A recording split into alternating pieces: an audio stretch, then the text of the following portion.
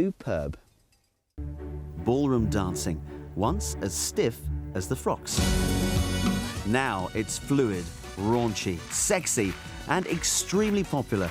And it's due to Strictly Come Dancing, fantastic television of fantastic figures with fantastic viewing figures.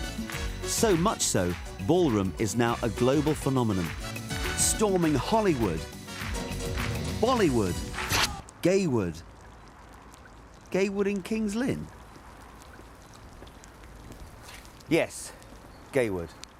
And there's a ballroom dancing lesson going on in there, but the instructor is no ordinary instructor. In fact, she could have been the face of Strictly. Walk it. 1, 2, 3, 1, 2, 3, 1, 2, 3, and round. Peggy Spencer was involved with the entire run of the BBC's Come Dancing for an astonishing 50 years. At the age of 88, she still holds weekly lessons here in Kings Lynn. This is her beginner's class. I didn't set out to be a dance teacher at all. I wanted to be a politician. Then the war came and stopped all that, and I wasn't able to continue with my learning. 1, 2, 3, 4. In the air raid shelters, she saw youngsters with nothing to do, so she started dance classes.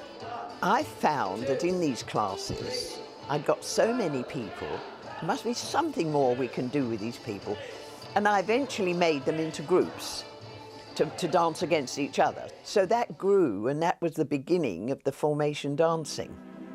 And when Eric Morley decided to run Come Dancing, he knew the value of the formation teams because they were everyday people. They were the butcher, the baker, the funeral man, and they went on television, and that's how it all started. And I worked on television with my formation teams for 50 years. So here are the Frank and Peggy Spencer formation team from Penge. The following decades saw local teams flourish and compete nationally on Come Dancing. Of course, her team won most of the prizes. Peggy Spencer, MBE.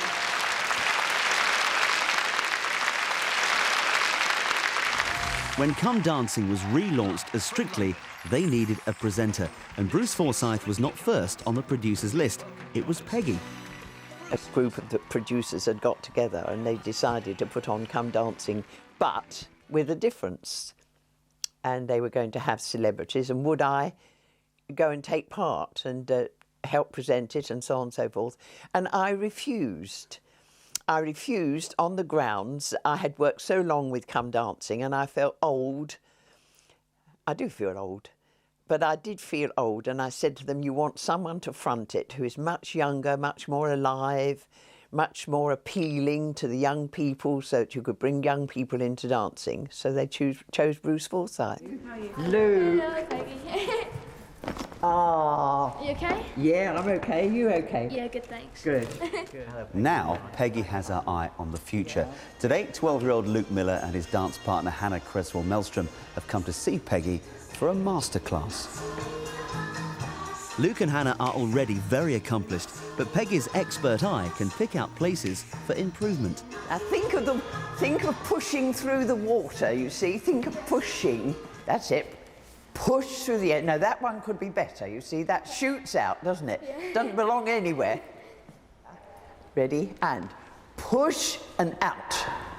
Now Luke's push it father, back. Richard, used to dance competitively. He was also helped by Peggy. In the heyday of the dancing, she was a real inspiration. As you can see, she's been a wonderful inspiration to my son as well. And she's having a wonderful lesson here today with her. It's brilliant, absolutely brilliant. Use it, that's better. We've told him what Peggy's done. He's seen videos of Peggy, and she's definitely a true inspiration to him. As I'm sure you picked up when they were having the lesson earlier, I mean, he just focused on every word she said and took everything on board. She is amazing and really good in dancing world and really well known. So yeah. So you two obviously look up to her, have a lot of respect for her as a dance teacher and a dancer herself. She's given us lots of support, so it's really good. Peggy Spencer has influenced Luke, but back in the 60s, the biggest names in pop came to her for help. I had a telephone call one day from the Beatles. It was Paul, and he said, "This is Paul of the Beatles," and I thought someone was pulling my leg.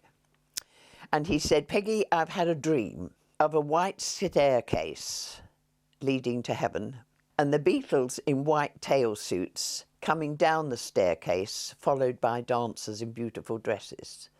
Can you set it up for me?" So I got the dancers together. The moment comes for filming.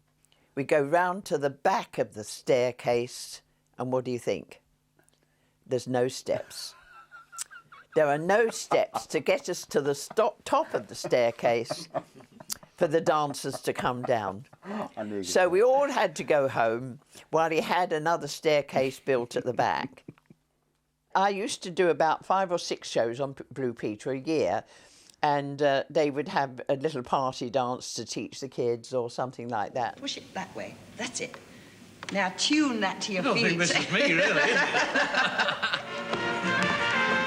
That's it. Lean over a bit more so you can stick your bottom out. And that's John Noakes learning something or other. Well, was he any good? No. Unlike this couple. And at Luke's parents' dance studio in Norwich, Peggy's tuition seems to have put a bit of extra bounce in their quick step. I've watched him from the age of 5, and I knew he was going to be a champion. Now, Luke has got that rare quality of being able to relate everything he does to the music.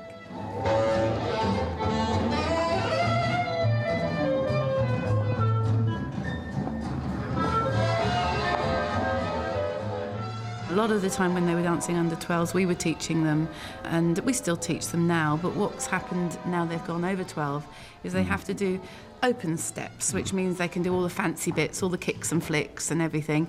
And So it's nice just to take them yeah, for we take them on for coaching for the, you know, the really up-to-date things and the latest hit things. They go to the teachers that we used to go to, yeah, they do. actually, because we used to compete many moons ago. A little while ago now, yes. But that's lovely, isn't it, to think Yeah. that, you know, they're being taught by the people that you taught. That's right, almost yeah. coming full circle, We've kind taken of. them on to the people Yeah. that used to teach us, so Fabulous. that's quite nice.